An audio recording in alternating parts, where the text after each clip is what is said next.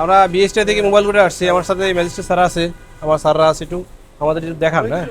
আপনাদের ডকুমেন্ট গুলো দেখবো, একটু দেখি আপনি সহযোগিতা করবেন না, থাকেন নাকি আপনার লোক না? স্যার কি কি ডকুমেন্টস আমরা যে কোনো প্রোডাক্ট গুলো দেখি। ল্যাক্টোবিলাস কি এটা? 1470 না? দেখি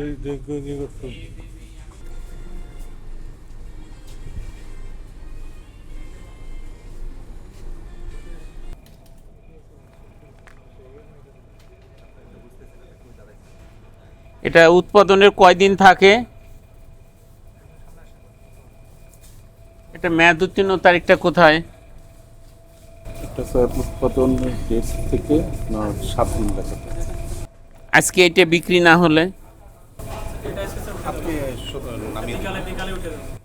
বিকালে উঠে যাবে।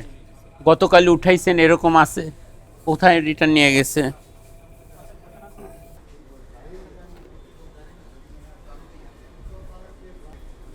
এইটা এখানে এর মেয়াদ কবে বাবা দেখাও তো, উৎপাদন তারিখ, মেয়াদ উত্তীর্ণ তারিখ।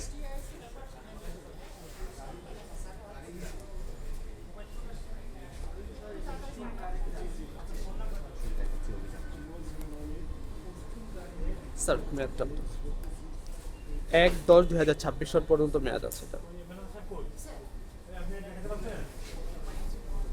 এটা 25/8/2000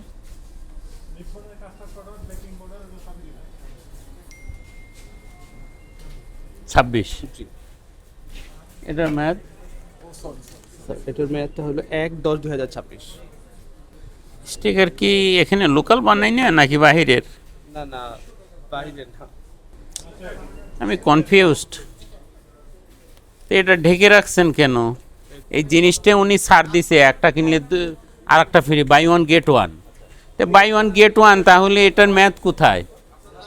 তে তখন উনি এইটা আমার তুলে বলতেছে স্যার এইখানে মেয়াদ।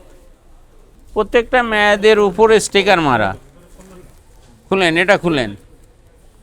আসলে মেয়াদের উপরে মানে আমাদের যখন স্ক্যান করা হয়, বিল করা হয়, তখন দেখা যায় এটাতে একটু প্রবলেম হয়। তো এইটা স্টিকার, এটা তো ঢাকতে হবে আমার। এই স্টিকারটা যখন ঢাকা হয় তখন এটা উপরে যায় মাঝখানে। ওই স্টিকারটা ঢাকা লাগবে কেন আপনি? তাহলে তো আমাদের ইয়াতে বারকোডের প্রবলেম হয় স্ক্যান করতে, যখন কাস্টমারকে আমরা বিল করে দিই তখন আমাদের না না, এইটা এখানে, এইটা স্টিকারটা এখানে মারবেন, মেয়াদের উপর মারবেন না। দেখা যায় অনেক সময় এটা ধরে দেন স্ক্যান করতে হয়, নাহলে এটা স্ক্যান হয়ে যায়। এটাতে আমাদের আগোড়ার তার রিসিভিং সিল, এটাতে আমাদের বিলটা আসে, এটাতে বিল আসে না। এটা তো আপনারা রেখে দিচ্ছি। বারকোডের উপরে রাখবেন। এগুলো কি ম্যাচ শেষ হয়ে আইছে এই জন্য স্যার নাকি? না না স্যার, তবে? এটা আসলে কোম্পানি থেকে ডিসকাউন্ট দেওয়া হয়, একই কোম্পানি থেকে। 26/9/26। আচ্ছা। এই প্রোডাক্টগুলোর আপনি আমাদেরকে সার্টিফিকেটগুলো দেখাবেন, কারণ এটা কিন্তু নিয়ম হচ্ছে এই প্রতিষ্ঠানে এটা কিন্তু সংরক্ষণ করা। আপনি ফটোকপি সংরক্ষণ করতেন, সমস্যা নেই। প্যাকিং আমাদের দেশে কিন্তু বিএসটিরও হালাল না, ইসলামিক ফাউন্ডেশনেরও হালাল না। আমি ইংরেজি দিয়ে বুঝে রাখছি। তাহলে আপনি এটা ভুয়া, হালাল ভুয়া। এটা যদিও আমাদের ম্যান্ডেটরি বিষয় না, কিন্তু বিমারকে আমরা দেখি, এই যে এইটাতে আইসিন সুগার তো ম্যান্ডেটরি না। এটা বিএসটি নেওয়া ওনার জন্য ফরজ, কিন্তু বিএসটি নেয়নি, ম্যান্ডেটরি। উনি বিএসটিও নেয় নাই, আবার যেটা লাগাইছে এটাও অবৈধ।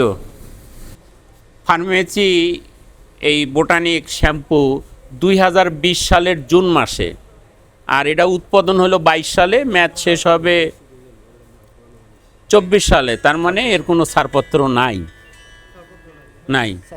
জবাব কেন বলেন? এটা ছাড়পত্র কত দিছি?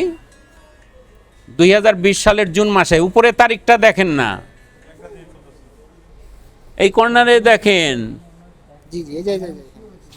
মানে আপনার ইয়েতে আমরা 18/6/2020 সালে দিলাম, তখন তো এ তৈরি হয় নাই, 22 সালে তৈরি।